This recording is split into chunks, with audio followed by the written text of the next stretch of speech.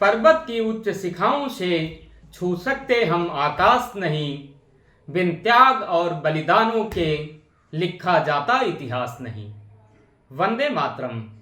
मैं डॉक्टर शिवम तिवारी युग संवाद के दूसरे एपिसोड में लेकर के आया हूँ एक आश्चर्यचकित कर देने वाली कहानी। जरा सोचिए, यदि ट्रेन यात्रा के दौरान किसी के साथ दुर्घटना हो जाए और उसका पैर कट जाए, शायद उसका जीवन थम सा जाएगा, जीवन की सारी उम्मीदें ठहर जाएंगी। लेकिन यह कहानी उसकी है जिसने ट्रेन हादसे के दौरान एक पैर कट जाने के बाद भी दुनिया की सबसे ऊंची चोटी पर कदम रखा। शायद आप ठीक समझ रहे हैं, यह कहानी है अरुणिमा सिन्हा की। एक ऐसी लड़की जो एक पैर खोने के बाद भी हार नहीं मानी, अपने साहस और हौसलों से दुनिया को दिखा दिया कि असंभव शब्द केवल शब्द है। यह कहानी है अथक संघर्ष, अदम्य साहस और प्रबल आत्मविश्वास की। अरुणिमा सिन्हा की कहानी एक ऐसी प्रेरणा है जिसे सुनकर हर एक का हौसला कई गुना बढ़ जाता है। उत्तर प्रदेश के सुल्तानपुर जिले के पंडाटोला गांव में 20 जुलाई 1988 को जन्मी अरुणिमा बचपन से ही अत्यंत साहसी और निडर थी। खेलों में उनका बचपन बीतता था और उन्हें खास तौर पर वॉलीबॉल में महारत हासिल थी। बचपन में ही उन्होंने यह सीख लिया था कि मुश्किलें आएंगी, लेकिन उनसे डटकर सामना करना ही इंसान की असली ताकत होती है। भारतीय रेलवे में नौकरी की तैयारी कर रही थी। अपने भविष्य को लेकर के बहुत ही आशान्वित थी, लेकिन 11 अप्रैल 2011 का दिन उनकी जिंदगी को एक नया मोड़ दे दिया। अरुणिमा दिल्ली से लखनऊ जा रही थी। बरेली के करीब ट्रेन में कुछ लुटेरों ने उनकी सोने की चैन छीनने की कोशिश की। अरुणिमा ने विरोध किया तो लुटेरों ने उनको चलती ट्रेन से नीचे धक्का दे दिया। ट्रेन से नीचे गिरकर वे दूसरी ट्रेन से टकरा गई। इस हादसे में उनका बायां पैर ही कट गया। उस समय अरुणिमा केवल 22 वर्ष की थी और वह पूरी तरह से टूट चुकी थी। अस्पताल में भर्ती होने के दौरान कई लोग सोचने लगे कि अब उनकी जिंदगी पहले जैसी नहीं रहेगी, लेकिन अरुणिमा हार नहीं मानी। उन्होंने खुद को संभाला और अपने इरादों को और मजबूत किया। यह हादसा उनकी जिंदगी में एक चुनौती बनकर आया। उन्होंने सर्जरी के बाद भी अपने फिटनेस और स्वास्थ्य का ध्यान रखा और हर दिन अपने हौसलों को मजबूत करती गई। अरुणिमा का एक सपना था माउंट एवरेस्ट पर चढ़ना।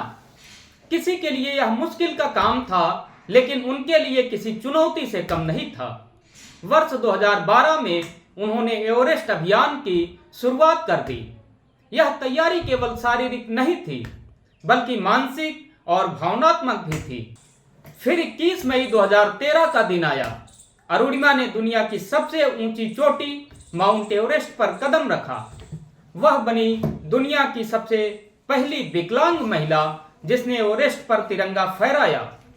यह न केवल उनके लिए बल्कि हर एक उस इंसान के लिए प्रेरणा बन गया जिसने कभी हार मानने का विचार किया हो। अरुणिमा केवल एवरेस्ट तक ही सीमित नहीं रही। उन्होंने 7 महाद्वीपों के सबसे 7 ऊंचे पर्वतों को फतह करने का लक्ष्य रखा। उन्होंने अफ्रीका की किलिमंजारो, यूरोप का एल्ब्रस, ऑस्ट्रेलिया का कोसियस्को, दक्षिण अमेरिका का अकोंकागुआ और उत्तरी अमेरिका का डेनाली और अंटार्कटिका का विंसन मासिक पर चढ़ाई की। यह उनकी हिम्मत, साहस और आत्मविश्वास का जीवंत प्रमाण है। उनकी कहानी केवल पर्वतारोहण तक ही सीमित नहीं रही। अरुणिमा ने अपनी जिंदगी का हर हिस्सा लोगों के लिए प्रेरणा बनने में लगा दिया। उन्होंने अपनी कहानी साझा की, लोगों को सिखाया कि मुश्किलें इंसान को तोड़ने नहीं आती, बल्कि उसे मजबूत बनाने आती हैं। उन्होंने युवाओं और बच्चों को दिखाया कि अगर हौसला मजबूत हो और इरादा सही हो तो मुश्किलें बहुत बड़ी नहीं होती। अरुणिमा सिन्हा के साहस और हिम्मत की वजह से उन्हें भारत सरकार ने वर्ष 2015 में पद्मश्री से सम्मानित किया। इसके अलावा उन्हें कई अन्य राष्ट्रीय और अंतर्राष्ट्रीय पुरस्कार भी मिले, लेकिन उनके लिए असली पुरस्कार वह प्रेरणा है जो वे हर दिन दूसरों को देती हैं।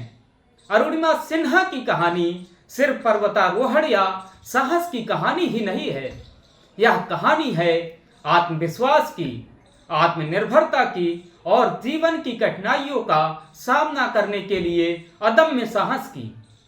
उनकी यात्रा हमें याद दिलाती है कि जब इंसान अपने इरादों में सच्चा हो और अपने सपनों के प्रति प्रतिबद्ध हो तो कोई भी बाधा उसे रोक नहीं सकती। इस तरह अरुणिमा की कहानी हमें बताती है कि असली जीत केवल शारीरिक क्षमता की नहीं होती, बल्कि मन की ताकत, हिम्मत और धैर्य से होती है। उनकी जिंदगी एक प्रेरक कहानी बन गई, जिसे सुनकर हर कोई अपने जीवन में बड़ा कुछ करने के लिए प्रेरित हो सकता है। यह थी अरुणिमा सिन्हा के शौर्य की कहानी। इजाजत दीजिए, जल्द ही मिलते हैं किसी विशेष व्यक्ति के खास सफर के साथ।